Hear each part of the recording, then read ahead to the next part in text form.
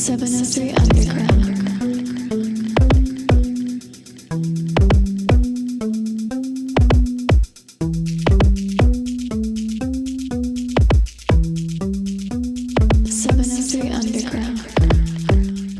703 Underground. Mm-hmm. I'm back here again with Hostile Mind. Yes, sir. Round 2. What's happening, man? Hell yeah. I'm chilling. I'm vibing. How was your drive down here? You said it was nice. I did have a very nice drive. Yeah, there wasn't much traffic. Weather was pretty nice out. I mean, last time it took me, like 2.5, 3 hours to get down here. This time it only took like 140, 145. That's nice. Easy drive. Yeah. I was listening to some 70s soul music the whole time, you know, some Gil Scott-Heron, you know, that good shit. No doubt. So, do you want to, like, go back over what we talked about last time? Yeah? Yeah, because I feel like I did not answer my questions coherently enough. Fair.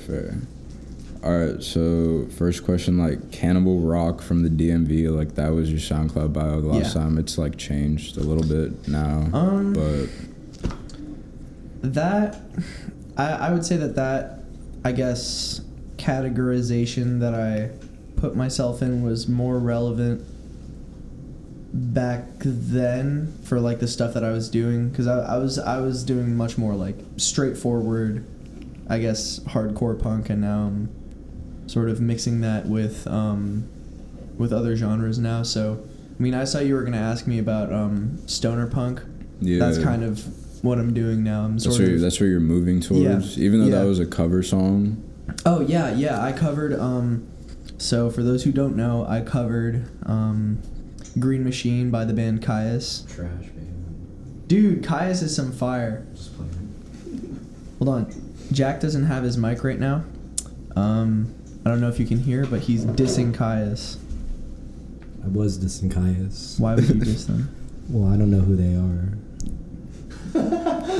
Once you figure it out, once you look into them, you will be singing a different tune, my friend. Oh, by the way, this is Flowr. He is also a guest on this podcast. Yeah, he's been on here before. He has an announcement.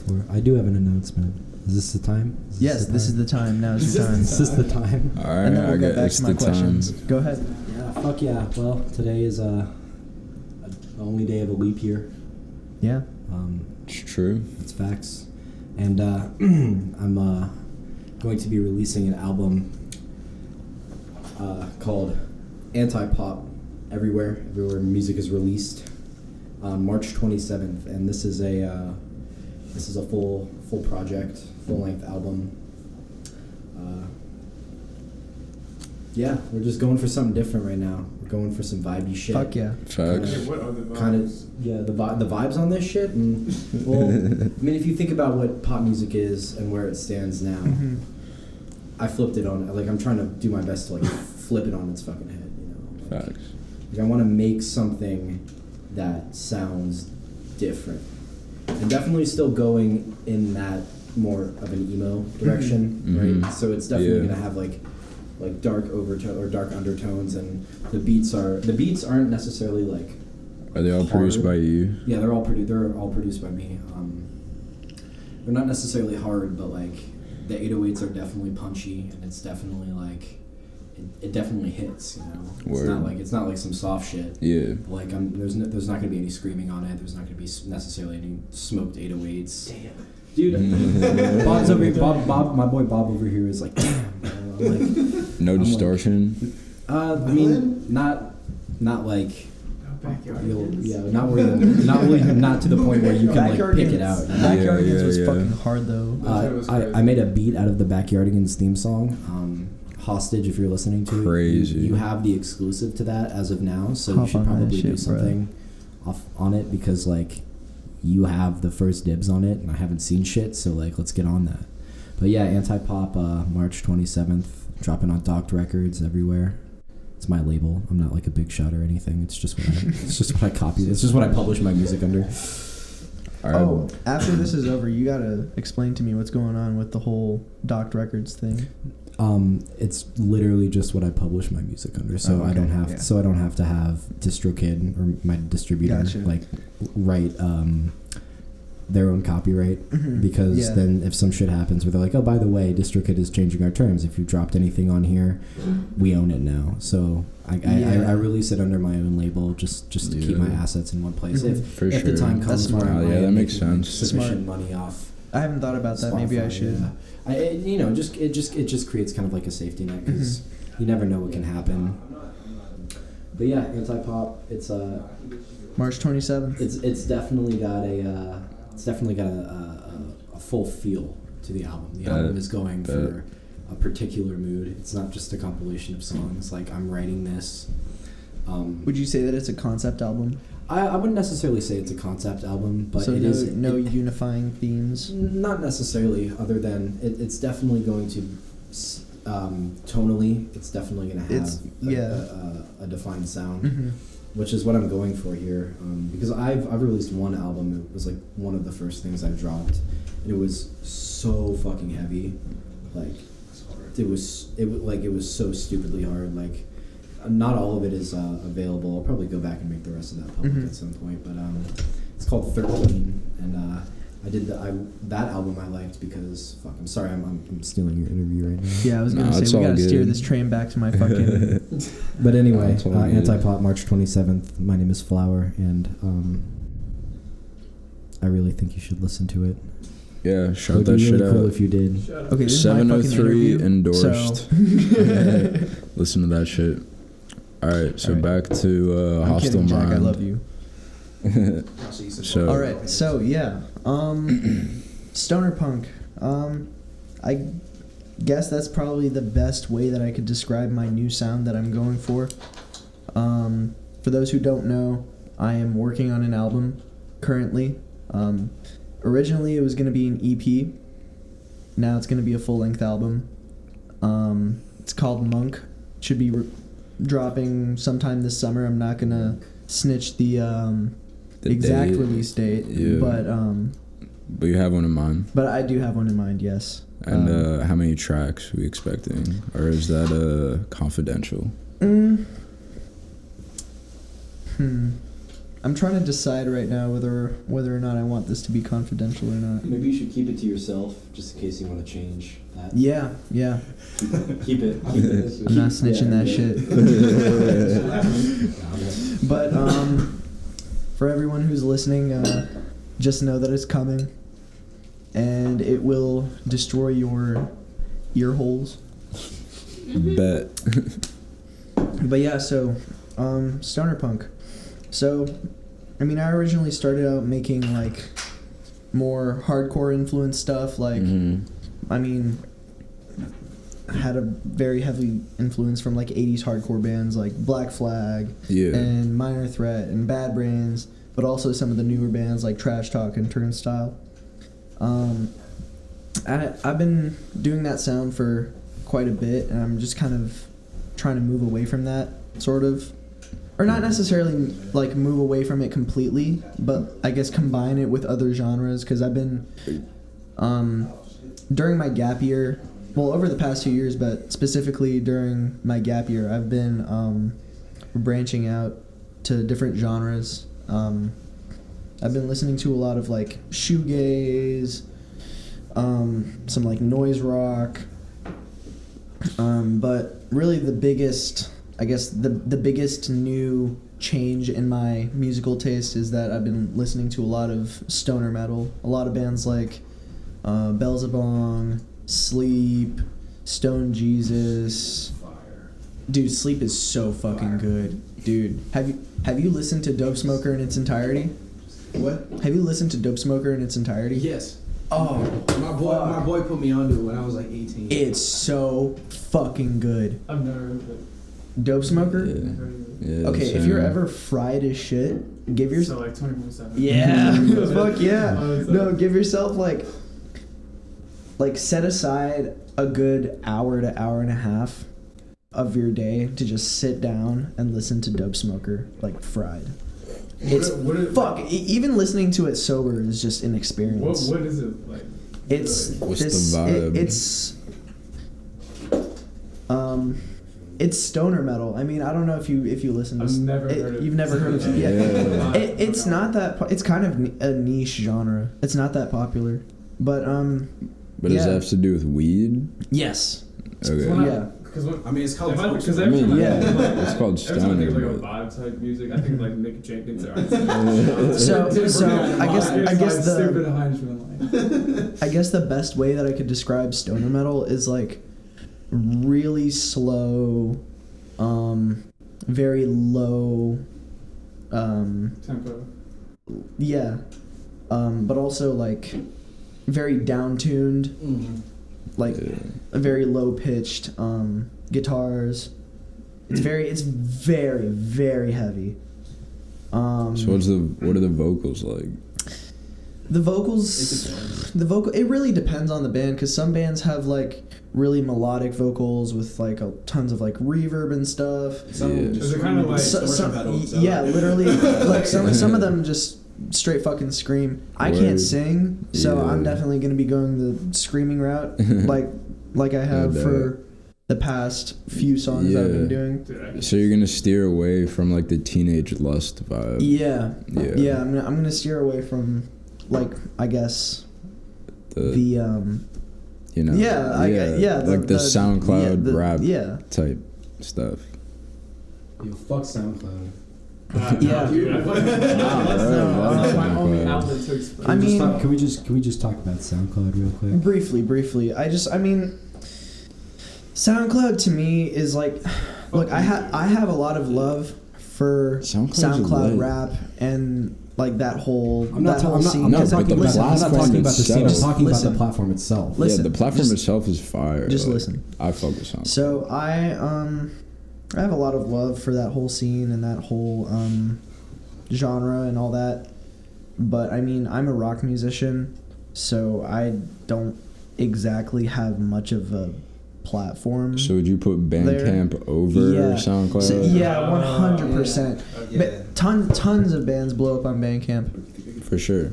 Yeah. But I do have a lot of love for SoundCloud. I feel like fuck YouTube should be the vibe. Yeah. YouTube, I mean, musicians and all, it's like terrible. But This small one. yeah.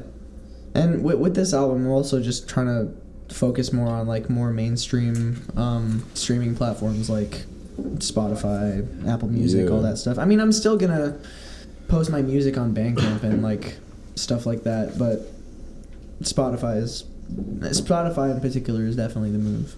You can actually make for me. money off Bandcamp, can't you? You can, yeah. You can sell your music. People can buy it. Yeah. You can also sell merch on there. Yeah. Oh yeah. Like I have. Yeah, shout out Bandcamp. You can do it with SoundCloud. My so. But you can link like everything. Yeah, you to can link everything SoundCloud. to your SoundCloud. But on Bandcamp you can sell merch. Like my friends in this band, 2 Thumbs Down, shout out 2 Thumbs Down.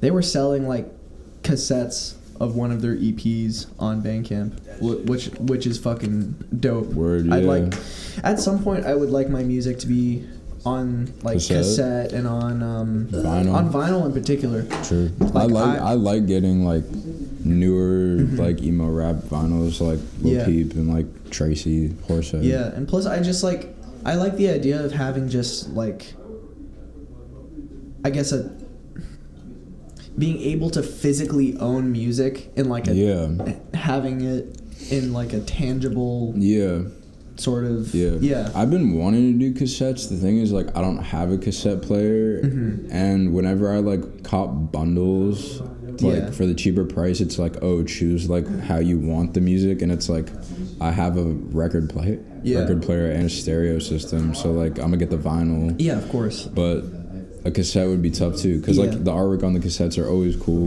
Hell yeah. And like even like they change the colors and shit, and it looks dope.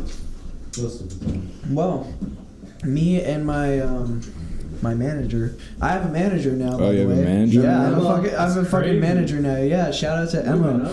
Shout out to That's All She Wrote. Shout out to That's All She Wrote, even though they broke up. Shouts out to Sunhead.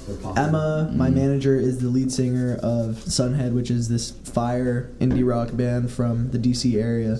They're fucking awesome. get their fucking song Blank Slate to 10K on Spotify. Do that shit. Back. Just fucking do it. But yeah, fuck, what was I talking about? We were talking about like Bandcamp and shit. Oh no, SoundCloud. yeah, and like cassettes and Yeah, vinyl and shit. cassettes, vinyl, Yeah, so whatever. I briefly talked with my manager about possibly Releasing getting my album that I'm working on, Monk, getting that printed onto vinyl or pressed Have onto you got a vinyl. sample yet? Yeah. That'd be crazy. Have Have I you what? got a sample yet of it or no? It's What still do in you the mean? works. Oh, like they like- give you a sample press before No, they no. work. No, the album's not done yet. I'm still working on it. Do you have cover art? Yes, I do have cover art. True. I was also. I will show you. can Yeah. show me. Yeah, do you want to see it? Yeah. It's pretty cool, bro. Yeah, hold on. Definitely want to see that. Pulling it up. So this is the cover art. I'll show you as well. Word.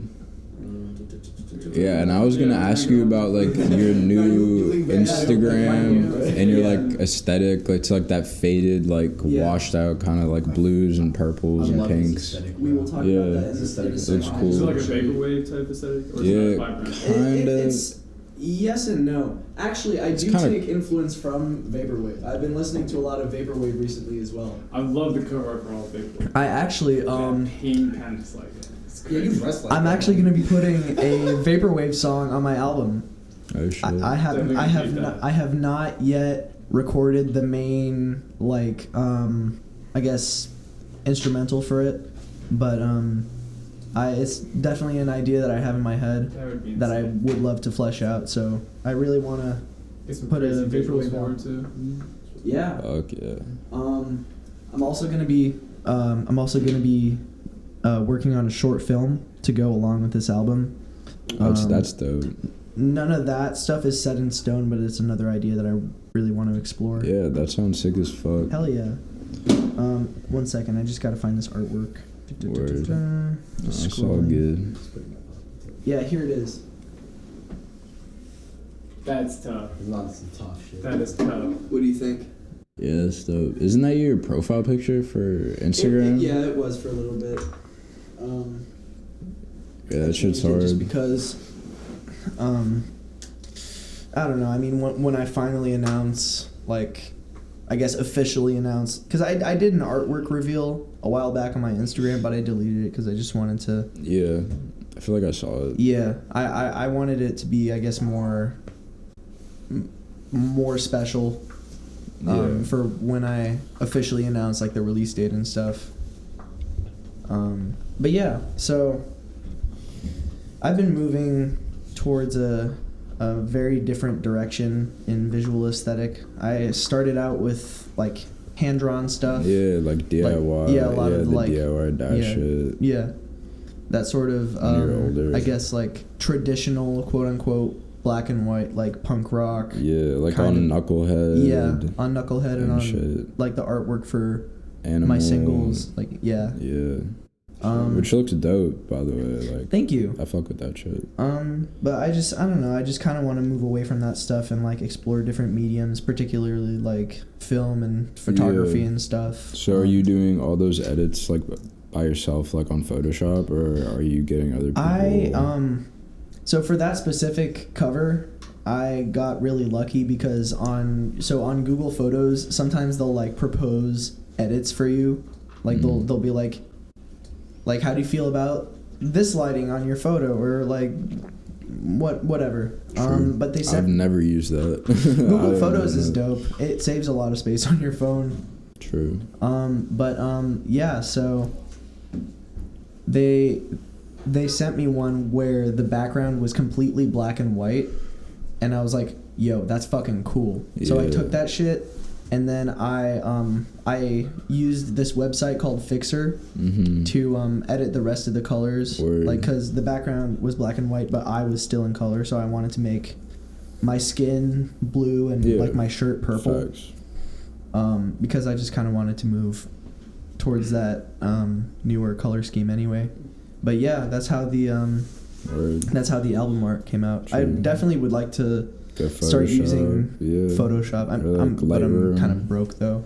Facts. Well, I'm not like broke, but I Photoshop is an investment. Yeah, bro. Photoshop It's so expensive now. It's insane. It's a monthly. It's yeah. insane. I get it. I mean, you can torrent it, but I also got a new computer and I do not want to. Yeah, there you go. Yeah, I don't want to. I'm just like blessed that I've had it through. I got it free in high school through the school. Yeah, that's fucking awesome. I took photo all 4 years, and now I have like the whole Adobe shop for $60 through the school a year. Holy shit! So like it's a pretty nice deal. Like $60 for a year for all the Adobe. That's things. fucking awesome. You got a W now. Nah, I went to Wakefield. Oh, Yeah. I thought you went to Yorktown. Nah. Dude, South side. Gotcha. I don't know. You went to the least fancy one. I went to a second. Yeah. I went to a secondary school in Georgetown. That's funny. Because out there. Because out here, Georgetown's the alternative school. It is. Well, it's like, But yeah, so what was the next question? It's like a high class. I mean, we kind of skipped down to the old stuff, but do you want to talk about like how you started out, or Sure. like who influenced you, like how that happened? If you want to go back over that, we'll talk about the history of Hostelemind first. So Okay. it originally started out as a band, which formed at Bach to Rock, which is a music school up in Northern Virginia. Yeah. Back in 2013, I was like 12 years old. I was young as shit. Back then, it used to be called The Kickback. We changed our name in like 2016 because there was another band called The Kickback, and Tell the story, please. yeah, they DM'd us on Instagram, and they got our Instagram taken down. Damn, and- what the fuck? Yeah, So it was an L. Bunch There's of 1,000 monthly listeners on Spotify. Yeah. dude, what They are ain't shit. assholes, bro? Yo, fuck the kid. No, okay, no, it's not fuck the Kickback. That was just a dick move. Yeah, I mean, like it was kind of a dick move because I mean, like They could have just asked. No, they did ask, and we did change it, but they But they took your shit down. I don't know if they took it down or if someone else had it taken down. But either way, our Instagram got taken down. But yeah, that was some bullshit. But I don't know. I like the name Hostelemind better anyway. So Yeah, stuff. Decent amount. But yeah, so it started out as a band that was put together at Bach to Rock. Like the people who run the place, they sort of put bands together with all the kids that sign up. Like, if a kid that signs up for Bach to Rock plays bass, they'll be like, okay, we'll have this kid play bass and we'll have this kid play guitar, this kid play, and they sort of like put They put the band together. Yeah, they put it together for you. So that's how it started out. It was me and Jack and Rob, Jack Overstreet and his brother Rob, who played guitar and drums. They were the original. They were the OGs. We had a vocalist named Steven for a little bit, but he was only there for a few months, and then he left. And then what's going on outside? Who I knows? live on like. It's major, Richmond. Like, this street is like the major That's the connect. best part Like about if you're going to Canes, like a lot of frat houses and parties and shit are like over in that neighborhood. Yeah. And this is like the only. I'm pretty sure this is like the closest way to get back into Carver from the freshman dorms around You here. could just go up and down fucking Broad and just see anything. Yeah, You can see pretty so much. much. I fucking hate freshmen. No, you guys are cool as fuck. Yeah, nah. I don't even. I Freshmen don't even consider like when I see you, I'm like, oh, that's the guy that does the interviews. You know, it's not like that's a freshman at VCU. Yeah. Like if I know you before you come to VCU, like you're held in a different light. Yeah, that's what I'm saying. Yeah. Like, if I just meet you at like Jack, I can't believe that like you were a grade above me in high school, but now when I go into college, you're gonna be 2 grades above me because I took a fucking gap year. because you got held back your senior year. No. No, I'm sorry. I apologize to all the VCU freshmen who might be listening to this. Mad respect. You guys are cool. Keep You listening. guys are okay sometimes. Like, just let me hit the jewel. Just kidding. Just playing. Fuck a jewel. Fuck a jewel. Anyway, Pub large, but yeah. So So after Steven left, after maybe like 6 months or a year or whatever, we were really young at the time, so so after he left, Reese came in the picture and became our vocalist. He's the guy who you're hearing on Knucklehead, which is our first album. Yeah. But yeah, in 2016, Jack and Rob had to leave the band because they were moving to Costa Rica, or not Costa Rica, sorry, Puerto Rico. That was around the same time that we changed our name and we released our first EP, Alone in the Crowd, which is no longer available, so don't try to look for it. Yeah. Because it's not very good. But yeah, so we released that EP and we changed our name, and then it's gentrification. It's gentrified as fuck. Dude, that's Richmond in 10 years. Oh, No, facts. fuck living on the sticks. Come on now. Oh yeah, I mean, yeah, I've never lived in the States. I'm here with Anxious Wreck in 1970. These motherfuckers live in Mechanicsville. Yeah, I live in the no. I think he I've been lives to in sticks. Mechanicsville. He lives in Central. I live in There's nothing there. There's a Walmart. There's a Walmart and a meth dealer. I've never even been in a That's Walmart. all you fucking need. Hell I've yeah. got like 5 cops in my neighborhood. Yeah. Like I live in the burbs. Damn. It's not expensive burbs, but it's the burbs. It's what you would expect. Living 20 minutes outside of Richmond would be like pretty much on par. I'm still wearing Tim's in 2020. That just tells people what's real. We're dead shit. You already know the vibes. I'm wearing tie-dye socks, and earlier I was wearing Birkenstocks. But yeah, so I'm wearing some forces. So Alexi, no, Jack. Alexi joined the band on drums. He's no longer with us.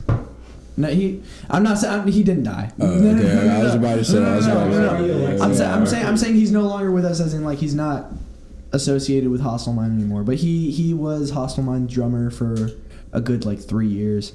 He's very young, and he's a fucking prodigy. When I joined the band in 11th grade. He was in 8th grade. Yeah, he was in 8th grade. So I was like maybe 15 or so when he joined. And he was like 12 years old, and he like literally we went back to Bach to Rock just because we wanted to find a drummer and then dip. Yeah. So we went back, and me, Matthew, and Reese went back. And is that really like how you found Alexi? Yeah, because you were looking literally for a drummer. Yeah, no, we that's insane. I did not know that. Yeah, no, that's how it happened. We went back to Bach to Rock just because we were looking for a drummer. And then did you just all quit after you found him? Yeah. They're like, all right, thanks, we got what we wanted. Well, yeah, but it wasn't like that because we had already been with them for so long, and we had wanted to branch out and do our own thing for a while, so they kind of understood. But yeah, that's how we found Alexi. Like literally the day that I met him, he was doing some crazy fills, and I was like, he's insane. I was like, you're in. Like he started playing some like crazy punk, metal, whatever, crazy ass shit. Like he's literally the next Travis Barker. Damn. Whoa. I'm serious. Damn. I'm serious. He is a prodigy. He is a prodigy. What is he doing now then? I think he's did he quit Hostile Mind, or did you get what happened? I'll get to that. Okay. But yeah, so yeah, he's fucking. We're all still homies though. This is yes. There is no bad blood right now. Yeah, no doubt. But yeah, I'll get to that in a second. But yeah, actually, bro, fuck you. I can't believe you continued the band under Hostile Mind. Honestly, fuck you, piece of shit. Shut up, Jack. But yeah, so Matt left, and Jack, the flower boy over here. I was on the bus going to my auto mechanics class at the career center in my county, and I had been seeing. I don't know how, like, because I knew that You knew about I knew Hostelemind. about you. I don't necessarily know how I knew about you. Probably through because I kind of knew the singer Reese. But my band, That's All She Wrote, which was actually fronted by Gillis's manager. Hell yeah! Shout out Emma. That's how we know he knows her, and that's a connection. You know, it's interesting. I actually also know her because she is connected to one of my friends from middle school. Like she went to, I think, elementary school with her. Shout out Jessica. By the way, it's a small fucking world. But, yeah, dude. But yeah, continue. You were on the bus. I was on the bus, and I'm like looking through their like Instagram, and I'm like, damn, these guys play hella shows. Like I'm trying to play some shows because like That's All She Wrote was like in between a lineup change, and we weren't getting anything done in practice, and like there was nothing. Like at that point, I kind of knew that band was gonna, like had run its course. But I DM'd Hostelemind on fucking Instagram. You know what's crazy?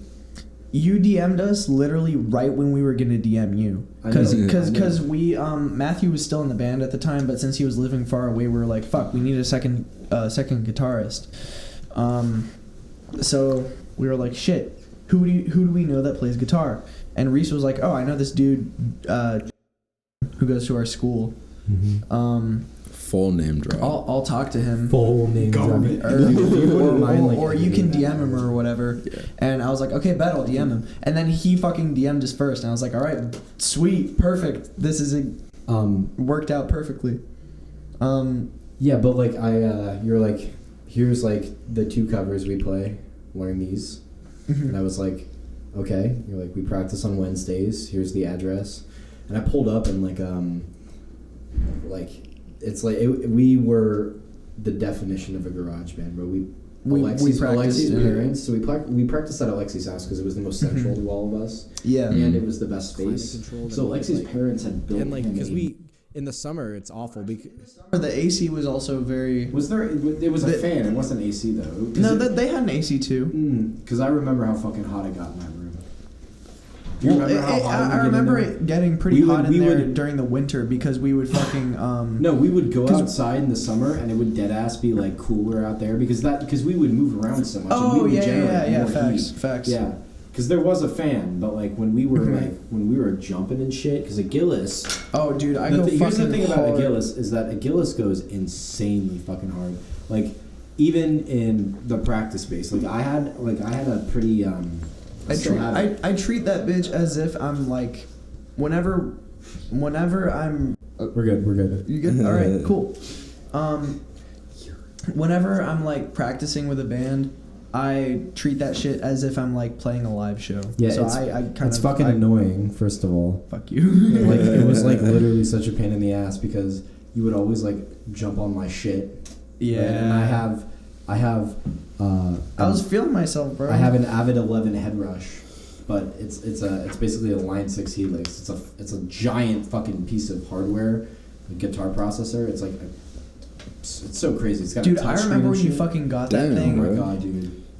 That changed my life. Yeah, how expensive? It's $1,000. But it has expensive. Literally everything. I got it. Dude, I sold every piece of equipment that I owned for that. I literally sold everything.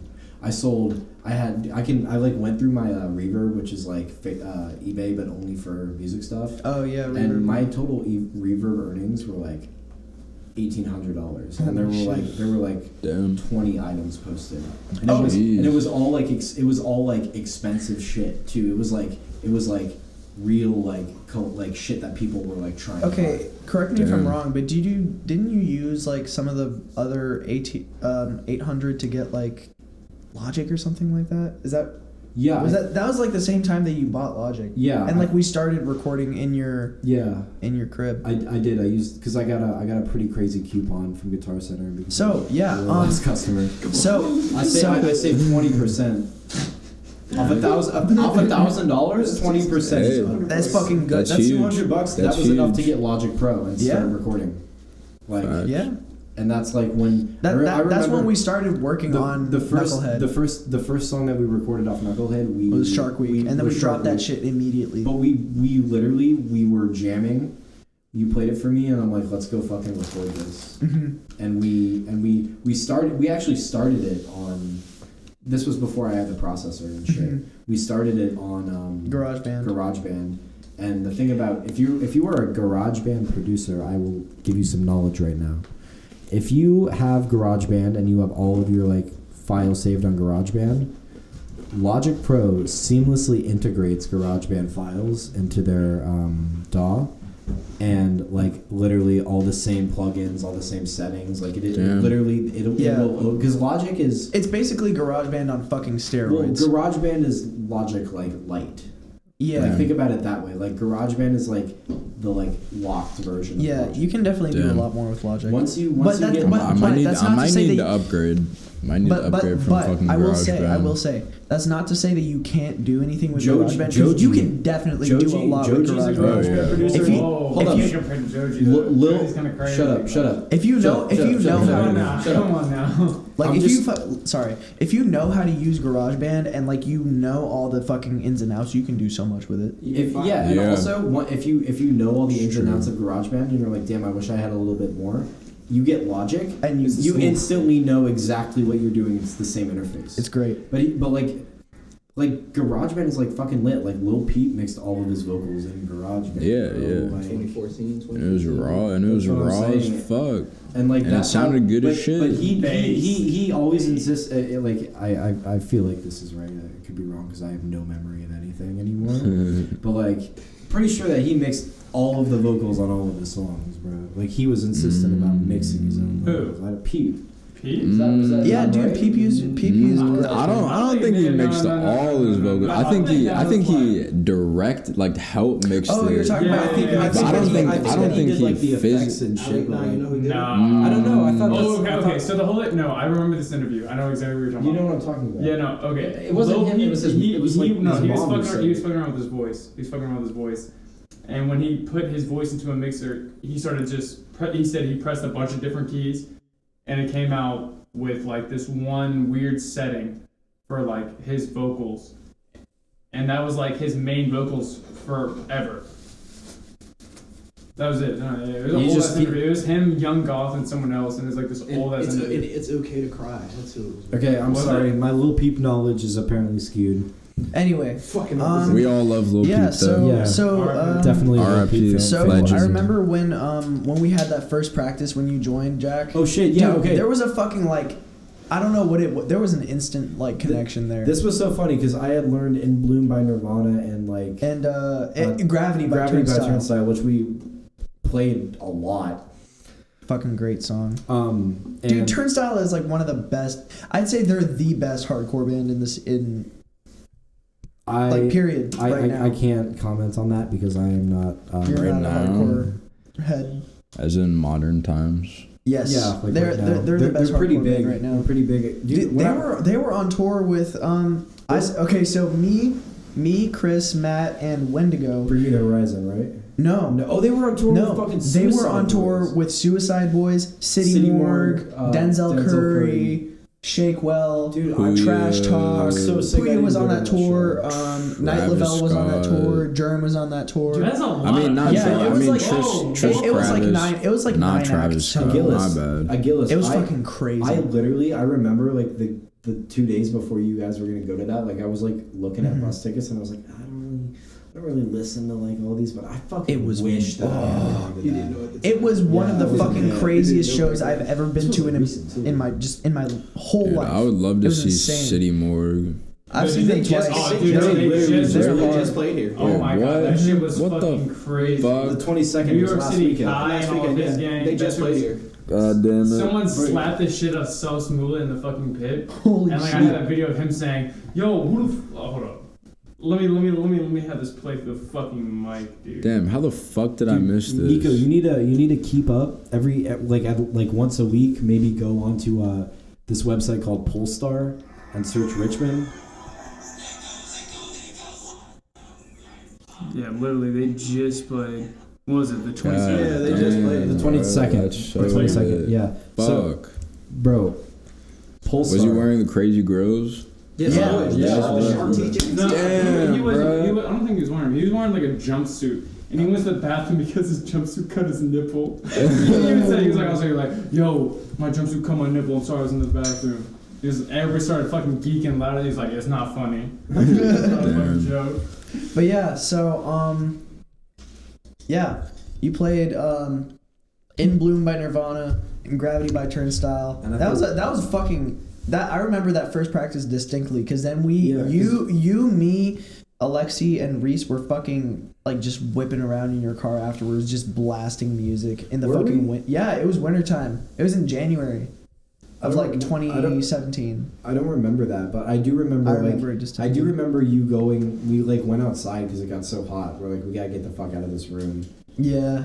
And like, Alexi's family is like has a very good eye for fucking landscaping. Yeah, facts. Dude, their backyard is gorgeous. It's beautiful. It's so nice. Dude, I remember when we played one of the Halloween shows there. Show? Oh my that God. was so good. I still look at videos of that all the time. But my hair was long as shit back then. Yeah, we can talk about that. That was a fun show. But anyway, like Gillis was like, "Yeah, Jack, I think you're in the band," and I literally looked at you and I was like, "You don't want to talk to everyone first?" I was like, "You're no, like, you're like, guys." No, I kind of just looked around and they were all just kind of sure. he's in. I'm like, bet, okay. and like leave that. I remember. But yeah, Jack I took over. And then Jack kind of took over all the guitar. And that's when we started. That's when we started playing like real venue shows, legit like local shows. They weren't venue shows, they were floor shows, but they were at a venue. They weren't in like someone's like one of the like a basement. Someone's basement with like 10 people. Yeah, like 10 yeah, but we were playing like serious local shows. I remember our first VFW show. Yeah, it was like the holy shit, definitely, dude. Like 80 fucking people came. Yeah, and we do you remember we signed an autograph? We did. Like we all signed someone. T-shirt. We signed a fucking shirt, and Alexi sold his drumsticks to someone for $20, and we sold so much. That was the first time we ever had merch, and we sold so much merch. That's what I'm saying. That design was fire, dude. I hopped in this band with like all of this fucking knowledge because that's all she wrote, and I knew how to print merch. Like I knew how to book shows. Like dude, even though honestly, I didn't book the shows for Hostile but like I had like connects and shit, bro. Literally, look, without Jack, I would not be here. I would not be doing what I'm doing today if it weren't for Jack's involvement in Hostile Mind. Yeah, dude. Shout out Jack. Honestly, look. Shout out Flowr. Shout out to Jack, but shout out to fucking every single member of Hostile Mind. So I want to give a shout out to Jack Overstreet, Rob Overstreet. I want to give a shout out to Steven. I want to give a fucking shout out to. I want to give a shout out to. He's right here. Shout out Flowr. Stop using my last name. Shout out to. Seriously. Can kill you. Shout out to Blake, who. Dude, his who joined. Who joined Hostile Mind later. On vocals. I want to give a shout out to Nate as well. Shout out Nate. I want to give a fucking huge shout out to Alexi for Stuck having through the us whole fucking Agilus transformation. Yeah. Like into the monk, it started a little bit of a rift. Yeah. Okay. So I'll get to that actually. So wait, hold up. Before you talk about the member changes, there's one thing. I wanted to talk about Knucklehead actually for a little bit. We should talk about some of the shows, bro. Oh man. We should talk about some show moments, bro. Oh my god. The flamingos. I mean, whatever dude, you yeah, guys the want to fucking talk, flamingo. whatever you want to get into. Yeah. All right, so let me tell this story because this is at the responsibility of me, bro. So we were playing with Trivial Difference, which was at the time IED Thrash Goons band. Mm-hmm. Shout out Cameron. Continue. But we were also playing with this band that we had met called, it was Cyberlaw, right? Cyberlaw played. Yeah, we met, Cyberlaw played. So I just hung out with Sparks yesterday. Dude, so the singer of that band, Josh, he was my camp counselor at Boy Scout camp like That's 4 wild. years before that. So I had already kind of known him, and I remember because I'm pretty sure the first show we played they opened. Yes, at the VFW. They opened, right? Primary Colors also played. Yeah. But the show that you're talking about with the flamingos. No, I'm going to get to that. Continue. So we like linked up with this band and like we fucked with them. Dude, they played a cover of the Front Bottoms. I don't remember the mattress song, whatever one that one is. I don't really like the front bottoms. But that was a fun show. But the way that they played that song was insane. They also covered Decode by Paramore. How do we get here? I used to know you so well. But anyway, they This thing is second on the podcast. and Ludomatic. Oh yeah, fucking shout out, dude! I forgot about Ludomatic. Ludomatic played the Paramore cover. Shout out to fucking Ludomatic. They're is great. The mood, bro. They fucking broke up though. I know, rip. It's Ludomatic. sad. Shout out Ludomatic Vicente was though. the shit, bro. Vincente. So anyway, He's a Vincente fucking- booked us he's in a his G. apartment's basement, like the basement of his apartment building. We Right? packed that. That's bitch. kind of sick, though. It was like That's fire. if there were no walls in this apartment, if there were no rooms, it would be the size of this apartment, right? Yeah. We I couldn't even imagine. Wait, that's a packed the- small garage. yeah. bro. No, it wasn't. No, a garage, it was the basement of an apartment. It was the basement of an apartment. It was tiny. Alright. We also did our first interview there with Kylie. Kylie the jellyfish. Shout out was Kylie this, the like, jellyfish. If you Google emo or scene girl, she's the second image to pop. Yeah. up. Yeah, she's like She's iconic. a YouTuber. That's kind of crazy. Damn. She's like an icon in like the scene girl world. Yeah. Like if you're a scene So- girl, you know. So we had an interview with We know a her. few of those. It was weird as fuck, but it was hilarious. It was fun. She had to dub it because we did it in the stairwell, which was the stupidest idea ever. Yeah, she had to put like subtitles. Yeah. But anyway, we on the way to that show, I had found like I was driving on the side of the road. There were like 8 boxes of just plastic flamingos. They were like unopened, and they were obviously from someone's garage because they were super like crusty, or like from like the 80s or some shit. So I picked them up. I'm like, I'm gonna bring these to the show. So we pulled up to the show with all of our shit, and were we headlining? I don't think. We were the. No, because Trivial Difference was headlining. We were, I'd say, maybe the second or third. It doesn't matter. It doesn't matter. Yeah, we were somewhere in the middle of the bill. I think Cyberlaw was headlining. It doesn't matter. Cyberlaw. But that was the best show that I think that we ever played. No. That The was new my- school show was the best show. Oh my god. That show. Okay. So, no, hold up. That was the basement show was my favorite show, but the flamingos, bro. That They was got stuck some in the legendary ceiling, shit. bro. Like everyone had them. Like they were like throwing them around. And Another shit. thing- Wait, so how many flamingos was it? A shit ton. Yeah. 8 flamingos. Okay, so Yeah, how many? That's a fact. I don't know if you remember this, Jack, but that was the first show that we had played where people were crowd surfing. And it was in this like narrow. Oh my god. Damn, there that's were pretty. people crowd That's Yeah, lit. it was That's lit as fuck. That's a memorable moment. Yeah. Oh, yeah. Crowd surfed. That's a memorable And we moment. packed like what 45, 50 people. Probably 45. That room was probably 60. It was packed. It was. You could not It was get to the packed. front from the back. And like that's the thing about playing small room shows like that. I that's so fucking good. love those. Is that you, True. like that's like especially house shows around here. you always Yeah, pull up because and if you get packed. up late, like you can't get to the front. But there's only like 60 people in there, bro. Like it's just Yeah, 'cause but the it's room a is so small, It and was it's wild. like That's why those shits it's like always half seem lit. kitchen, half It was apartment. so fucking fun. But dude, we played this show at the new school of Northern Virginia, which is in Fairfax. And I actually fucking went to that school in 4th and 5th grade. And this was That's when I wild. was in a I didn't know senior that. year. But we pulled up to this place. It had not changed a bit, and it was crazy for me.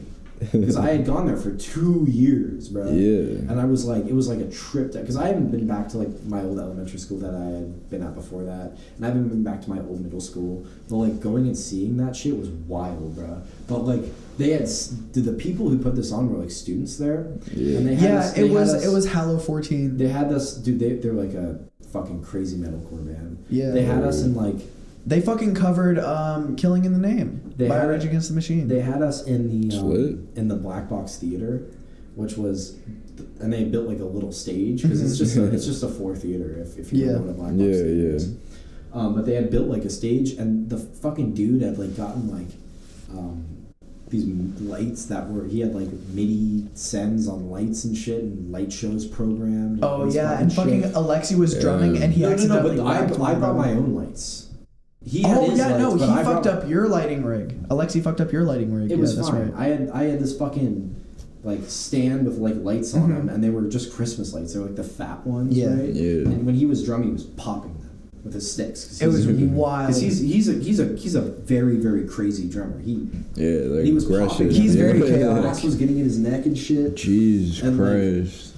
Dude, there were I'd say it was a good maybe 30 to 40 people 30 there. and like when you're a fucking local punk band with like 25 That was crazy followers to on us. Instagram, and like playing shows and shit. Yeah, that's... And like in like small rooms, so like it's not like you go to a venue and there's like 4 people against the barricade and it feels like you're playing in front of no one. These rooms, they feel packed. Yeah. When 40 people come. Those are my favorite shows. And like that one had a lot of fucking moshing, bro. Oh.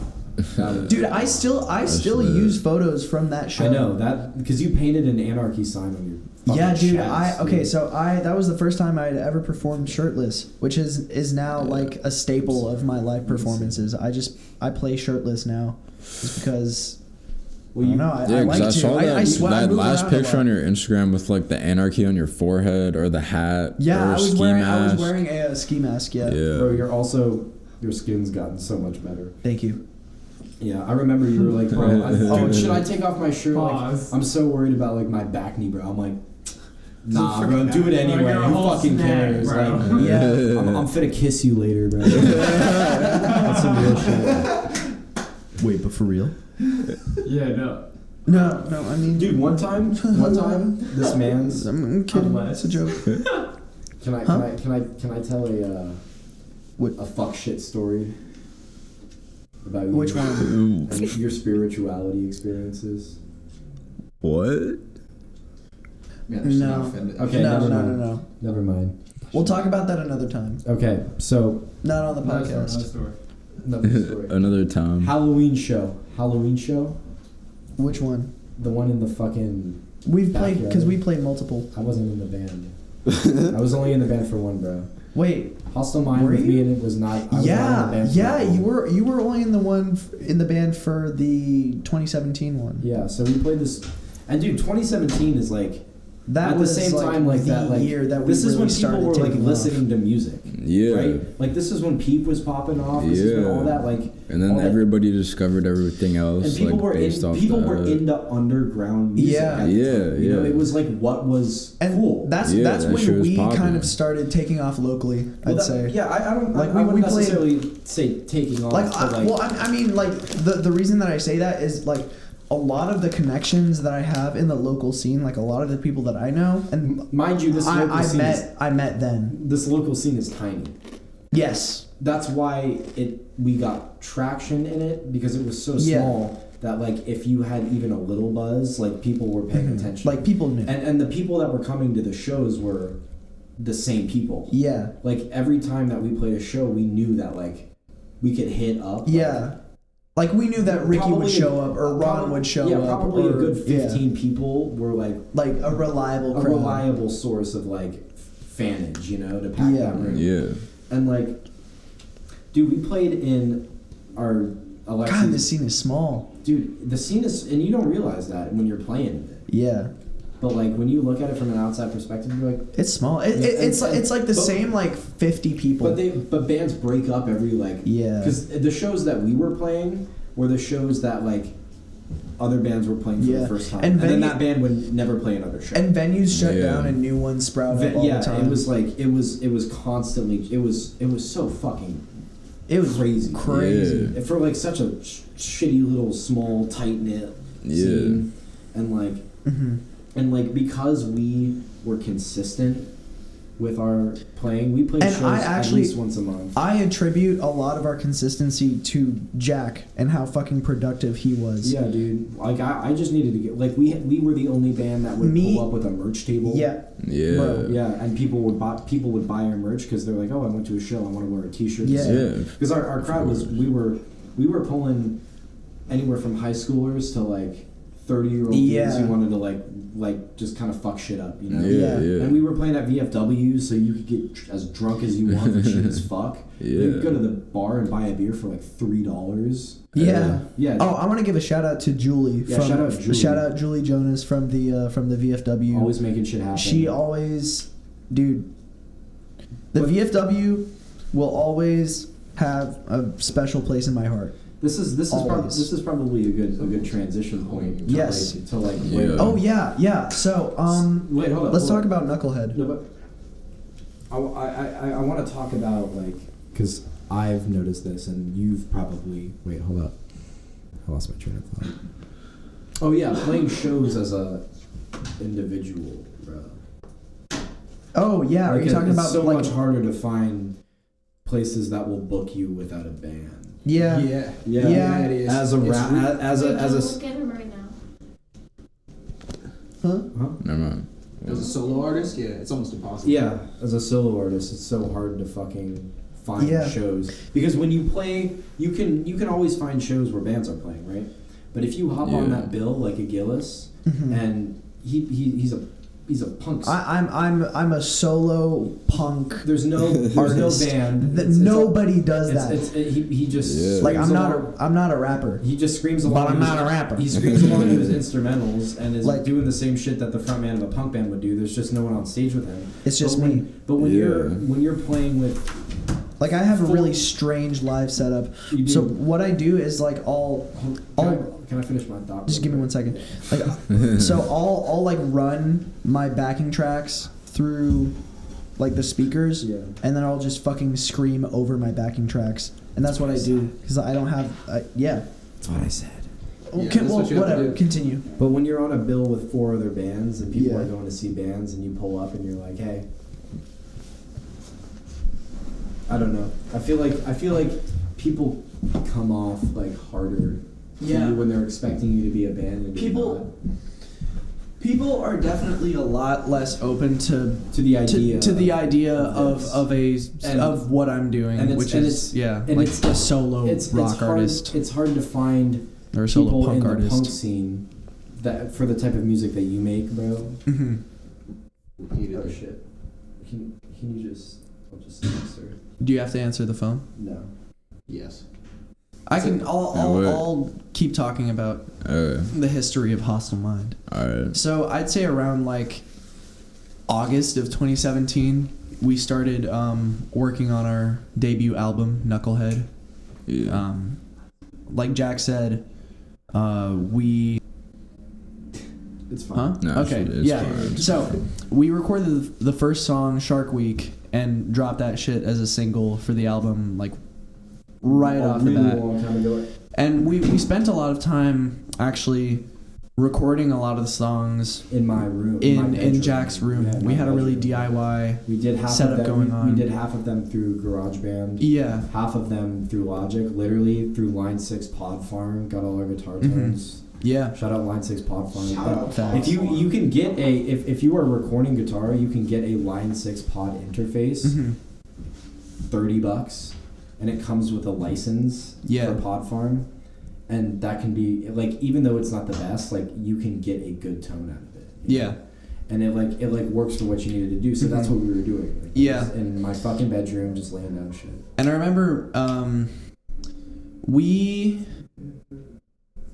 Jack, you and I actually used to bicker a lot about mixing stuff. I'm gonna be honest. I was being a huge asshole about it. Gillis? I was being a dickhead. It's fine because, like, so for the shit that we had recorded ourselves, Mhm. we had finished the whole album before we went into the studio. Yeah. And I had recorded all of it because the studio didn't happen until later, and we can talk Yeah. about that. But we should finish this thought now. Yeah. But like Agilis, I spent like hella time mixing all of the songs on the record, and it was like, how many songs were on that record? 10. 10. And mixing 10. If Yeah. you're not a producer and you don't mixing 10 songs, like especially rock songs with Mhm. so many different tracks, it is hard. It is It is soul crushing. it- I bet. It is.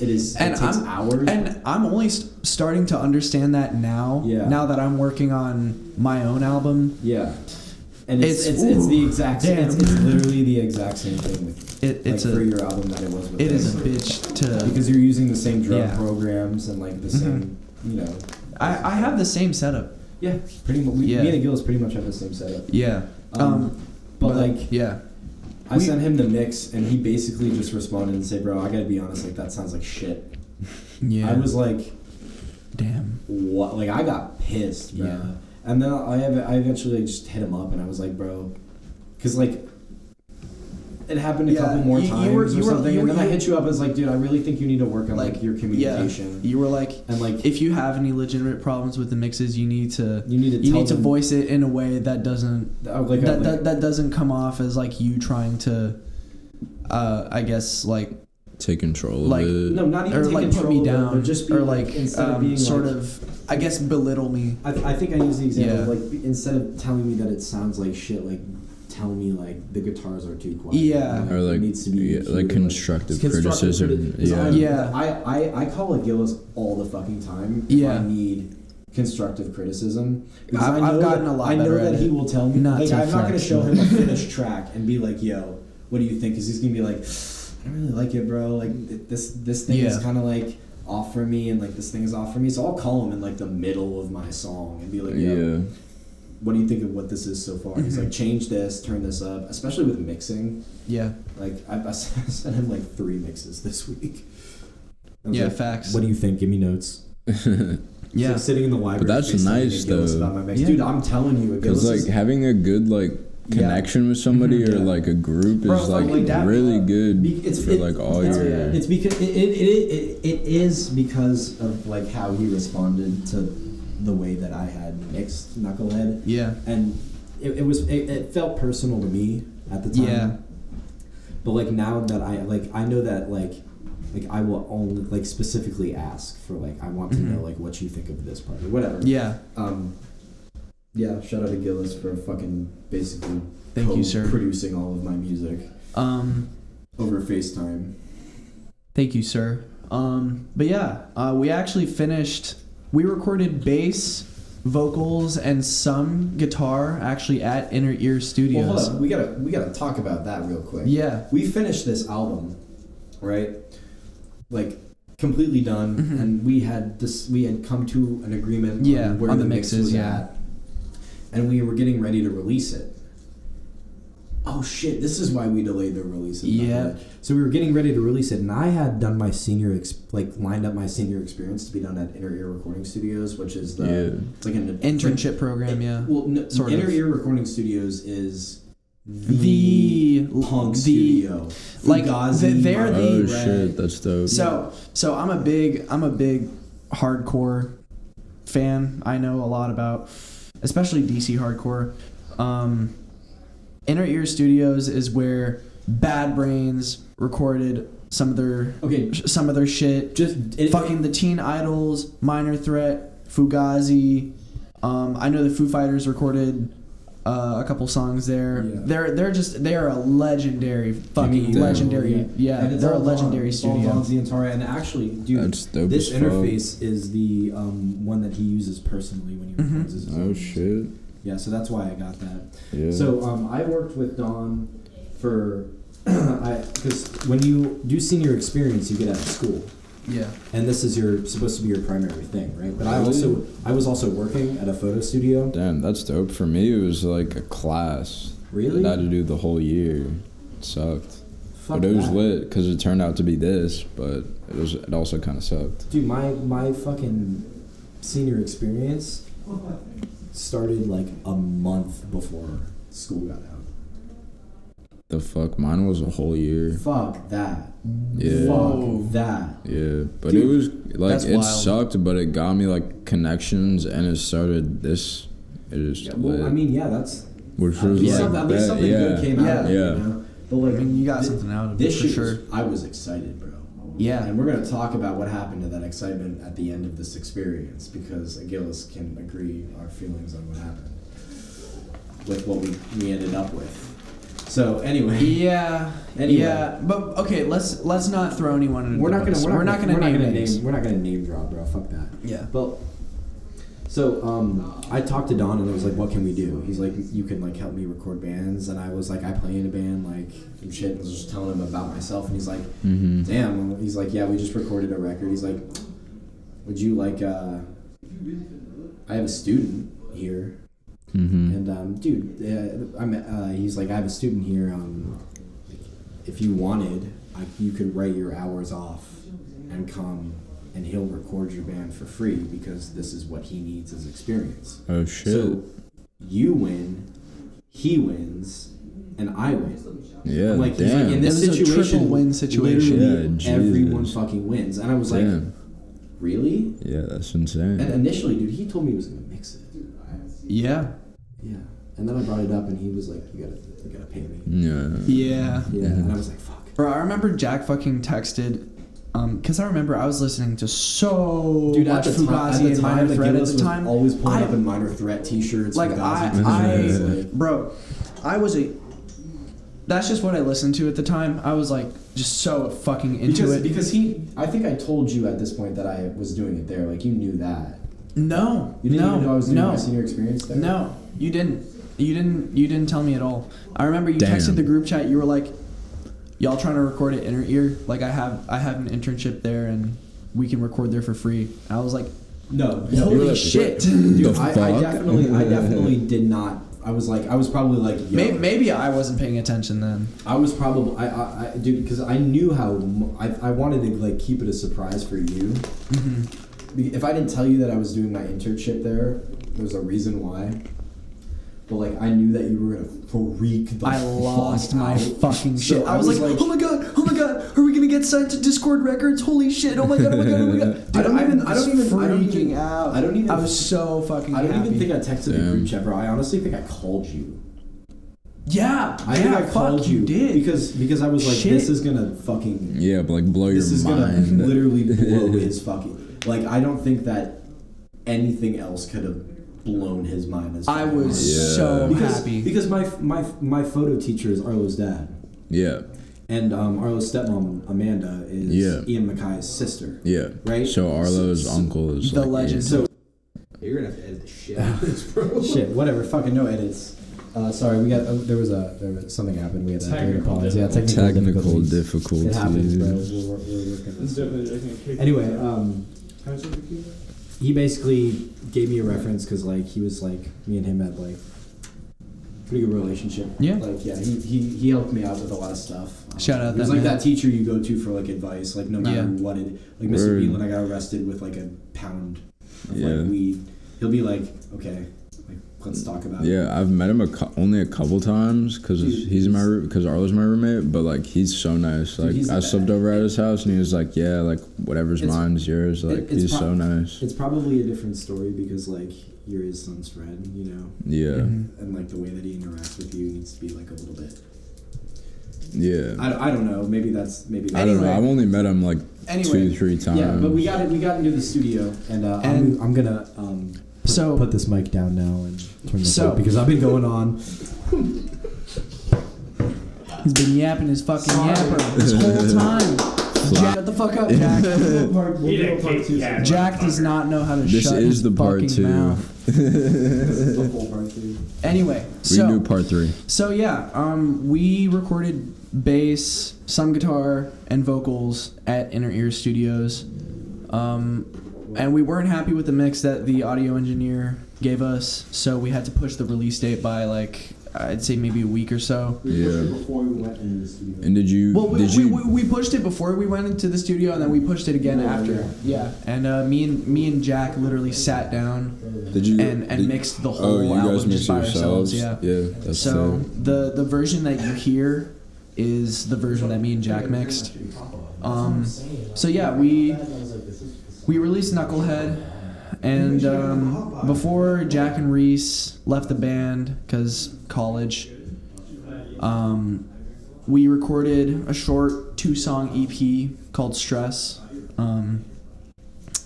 Just really quick. We dropped that a lot later, though. Yeah, so after we dropped Knucklehead, we went through a lineup change where me and Alexi were still the two consistent members, but then my friend Nate, who I met through my ex-girlfriend, my friend Nate joined us on guitar, and Blake, who is the vocalist of my other band, the Dead Sons, joined in on vocals. Shout out Blake, by the way. The Dead Sons dropped our album Avian a few months ago. It's everywhere on every streaming platform, every platform, yeah. We have another album we have an EP coming out called Gray in Color. It should be dropping on either March 15th or March 17th. One of those 2 dates it's dropping. Word. But fucking stay tuned for that shit. Yeah, of course. But yeah, so he hopped on vocals, and that was our new lineup.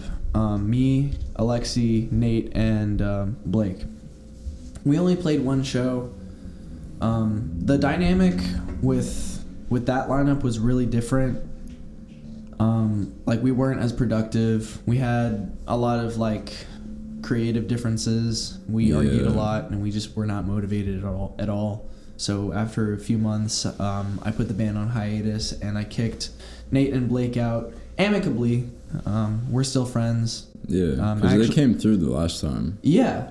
I'm actually, well, I mean, obviously I'm still working with Blake on the Dead Sons, but I actually, I hang out with Nate a lot. He and I work on music together from time to time. And I was actually on his radio show. Check out The Night Shift on WGMU. Damn. With Nate Thomas. It's tough. Shout out the man. But yeah, so I kicked Nate and Blake out, and it was just me and Alexi. And I kind of... We went on hiatus for a little bit, and I was trying to figure out, I guess, what I wanted to do and like where I wanted to take Hostile Mind next. Because I had been listening to a lot of Death From Above and a lot of like Royal Blood and like a lot of those bass drum rock duos. So I had been really inspired to do, I guess, something similar to that. So I got back together with Alexi and decided to take on vocal duties and to just play bass and like sort of, I guess, just I played bass and vocals, and he continued to play drums. And I don't know, there was definitely still a lot of tension from our previous issues regarding the previous lineup, like all the issues that we were dealing with before.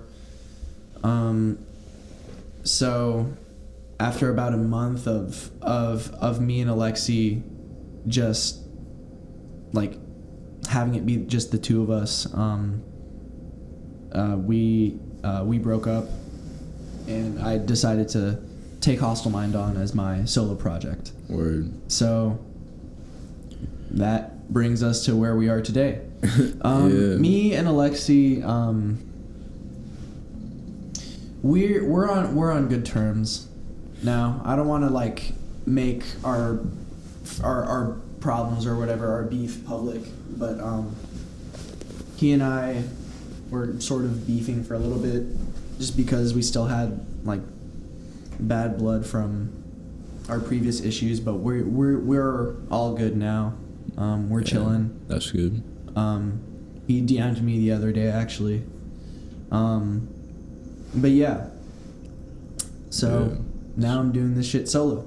Facts. Yeah. So do you want to move on to like past from what we talked about on the other podcast? All right. So we know about I'd like to talk more about what I'm doing now and what I'm gonna be releasing within the next few months. So one of the questions I had is like, how'd your last performance go? Like the one you had with Black and stuff. Which one? I don't know, the last one. You like invited me to it, but I couldn't make it up to DC. That one. Okay, so that actually was a disaster. Really? So here's what happened. So the Pinch, the venue that we were booked to play at, it got shut down. Damn. Yeah, it got before? shut down. Yeah, before the show. Literally like 2 weeks before the show. Or no, a week before the show. God damn. It got shut down, and we were just scrambling to find a new venue. We were like, fuck, where are we going to play? So we booked the VFW because they're very reliable people. Yeah. And two of the other acts actually had to drop because we also had to switch the date of the show. So they had to drop. So it was just me and Black, and yeah, that was about it. Damn, that sounds lit. And I put the wrong address on the flyer, so nobody fucking came. It was a complete disaster. Damn. Everybody was upset. Everybody was mad at each other and like yelling at each other. So that show was a fucking disaster. That sucks.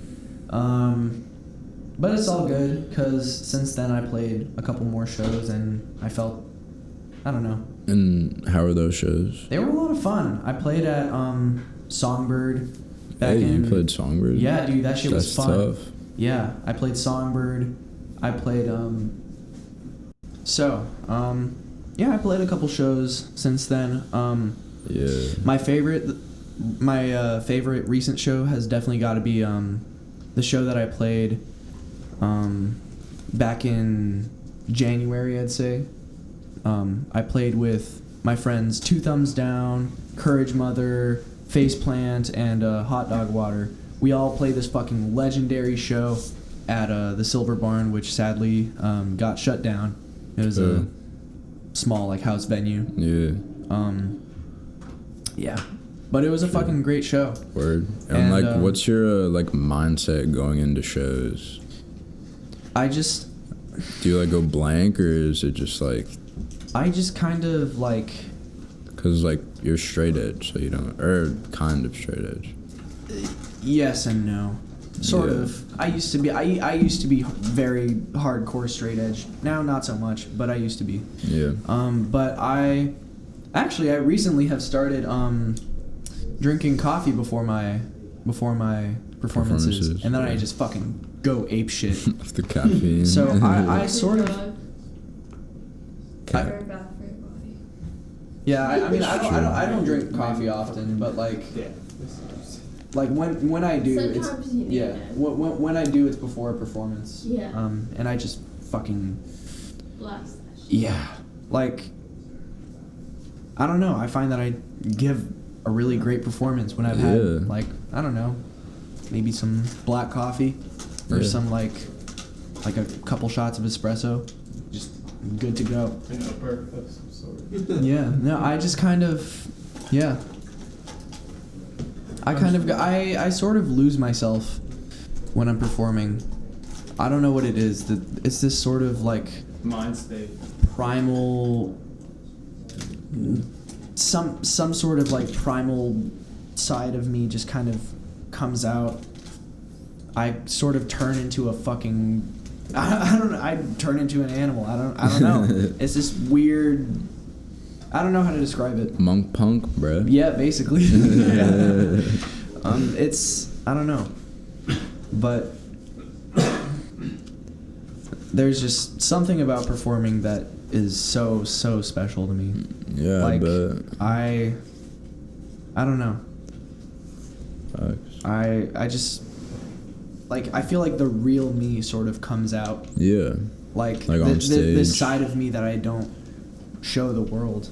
Where... Like, it's you expressing your, like, it's like, me, your inner self, like, your art. Exactly. Yeah. It's me expressing my inner self. And going back to the name Hostile Mind, Mm-hmm. I, as time has gone on, I've had a stronger and stronger connection to it because I just feel that is what...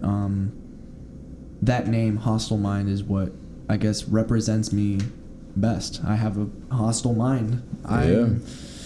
And shout out, I got the t-shirt on right now that you gave me. Fuck yeah. I'm very angry at the world. I have a lot of issues with it. Yeah. World's a fucked up place. Yeah, it's a very fucked up place, and I reflect that as much as I can in my music, and I reflect my frustration towards the world, I guess, in my live performances. It comes like out. You bring that energy out. Yeah. And then it comes out in the crowd. Yeah, I lash out. I get fucking... I turn into an animal. Yeah, the monk punk. Yeah, and in a way, I guess when I lose myself, I connect a lot better with the crowd. Yeah. I don't know what it is, but like once I'm showing my true inner self, I don't know. I have a special bond with the people that I'm performing in front of. Yeah. And I don't know. That's it. Yeah, so Yeah. speaking on like new music and like working on your new album, like do you have any like plans for new visuals, like being videos or like those vlogs that you've had on your Instagram and YouTube? Yeah, so or like anything like of that nature? Mm-hmm. So as far as visuals go, I'm planning on working on a short film with my friend Lauren. Shout out to Lauren, by the way. Oh yeah, for the album. Yeah, to go along with the album. And I also want to branch out into different mediums like painting. So the concept that I have, the idea that I have is for my album release show, I'll have a painting for every song displayed. And That's dope. then I'll have a showing of the short film. And then afterwards, I'll perform all the songs. Shit. And it's going to be this sort of like multimedia like project. And sort of, I mean, as far as like the actual music goes though, the concept behind the album is that I want to address a lot of the issues that our current generation, I guess Generation Z, whatever the fuck you want to call it, I just Like want to address born those from, issues that we're being faced with. So like on this album I talk about climate change, I talk about social media, I talk about depression, I talk about fucking income inequality, I talk about alienation. Word.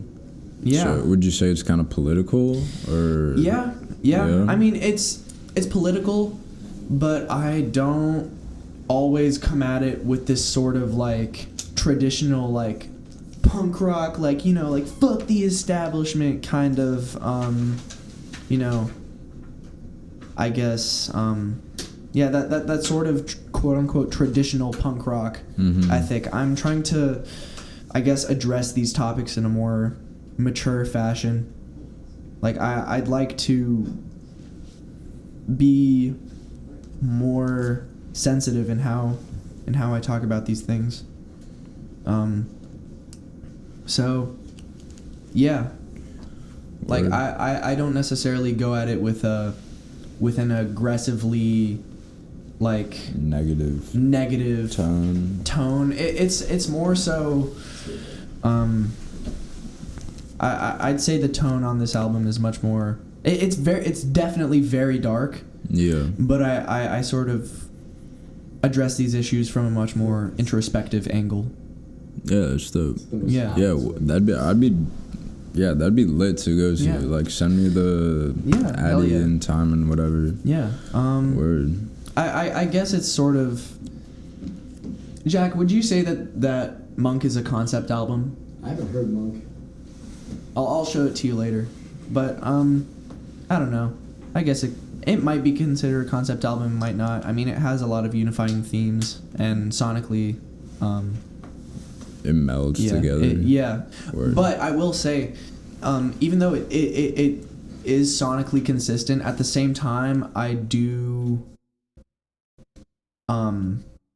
adopt aspects of different genres. Like with this album, I'm not making a traditional punk album. I'm trying to combine like the hardcore and like punk stuff that I grew up with all these new genres that I'm listening to. So like stoner metal, shoegaze, noise rock, there's gonna be a vaporwave song on the album. Damn, I'm that's trying dope. to like psychedelic rock as well. I'm just, and even like death metal and grindcore and like metalcore. I'm just trying to mix all these genres with I guess with the old sound and try and come up with something new. So that's like what your plan is to move forward with Hostile Mind? Yeah. Word. Yeah, I'm trying to branch out and just expand my horizons. And that's like we were talking earlier about the whole stoner punk thing. I guess that's just where I'm trying to take it. I'm trying to create a new genre. Facts. Stoner punk. Yeah. And so in the future, like, are you planning on trying to work with more people, or are you planning on keeping Hostile Mind as just yourself? Oh, well, I mean, I do want to keep Hostile Mind as my project, But you'd have like features on it, or well, maybe, but like, or would you be more not like necessarily collaborate features, with but people? I want to work with different collaborators. Yeah. Like, I don't know. It's a fucking dream of mine to one day make a Hostile Mind song with Kanye. with Travis Scott or someone like Kanye or something like that. Last time like, you were talking about you love Travis Scott. I fucking love Travis Scott. Okay, another thing that I need to make known about me is that I listen to a shit ton of rap. I'm a huge punk fan, and I make punk music, but I listen to so much rap. Like, I'd say rap has had an equal amount of impact on me as punk has. That's dope. That's like what the new like wave is. Yeah, that's like what's coming up. Fucking Denzel Curry, Mac Miller, Tyler the Creator, Travis Scott, Kanye West. Shit, I can name so many people that have had some sort of impact on me. Fucking TJX6, bro. hell yeah. I love that man. Are you going to see Bro, him? I'm gonna go see him play live with, do you know who Thundercat is? Yeah, bro. Yeah, dude, he's playing with Thundercat's fucking lit. Thundercat. That's dope. I told Gillis to make sure to not bring his credit card. Bro, fucking like... TJ's coming for your numbers. My uncle said in World War II he shot at a T-Rex. But yeah, dude, I fucking love rap. Rap has had a really profound impact on me, just as a person, but also as a musician, because I sort of, the way that I make my music these days is yes, I'm making rock music, but I'm sort of going at it with the mentality of like a hip hop producer. Word. Like a Kenny Beats or something. Like sort of like a beat making kind of I take a beat making approach to the way that I craft my songs. Mm-hmm. I don't know how to describe it, but I just kind of do. And even with my live performances, I actually was inspired by rappers to perform the way that I do. By screaming over backing tracks. Yeah. Yeah. That's fucking dope. Holy shit. Yeah. We'll You talk know, about that later. Yeah. But yeah, so That's my nigga, bro.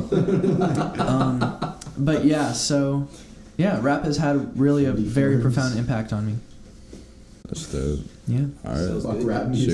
you wanna wrap it good up? gas. No? You got any more questions?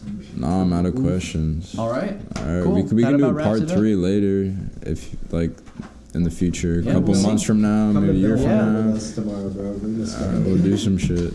Hell yeah. Alright, Bell this was All right. 703 Underground with Hostile Mind. Hell yeah. Fucking stay tuned for Monk Yeah. dropping this stay summer. tuned for Monk and sort of guest host Flowr over here. Sorry. Yeah. You fucking took over most of the interview. You Shout bitch. out This is his my interview. listen to his new album. Anti-pop, March Yes, 27th. listen to Also, Anti-Pop. let me tell you, I really didn't mean to commandeer that part, but I feel like there was a lot of good stories that we had, and like, yeah. Fair. I mean, honestly, you've had a very, Jack, you've had a very profound impact on Hostile Mind, and I mean, fucking without you, it wouldn't be where it is today. So I mean, I'm not even really mad that you took over the interview, because you fucking. Oh my god, yeah, that was funny. Alright, Anyway, alright. Who else yeah. in the room? Shout out. Fucking shout out Anxious Wreck. 97. I make sad Shout out shit. 97. Shout Shout out out Bella, my amazing Shout out girlfriend. 703 Underground. Shout out fucking Nico Thank you. himself, 703 Shout out Underground, the Kuba. legend. Dude, shout out Kuba. Shit, No more. fuck. Cuba's the last one. R.I.P. Kuba's Betty the White. She ain't dead yet, but for when she died. Yeah. Alright, 703 with Hostile Mind. We Thank out. you. Stay tuned for Monk.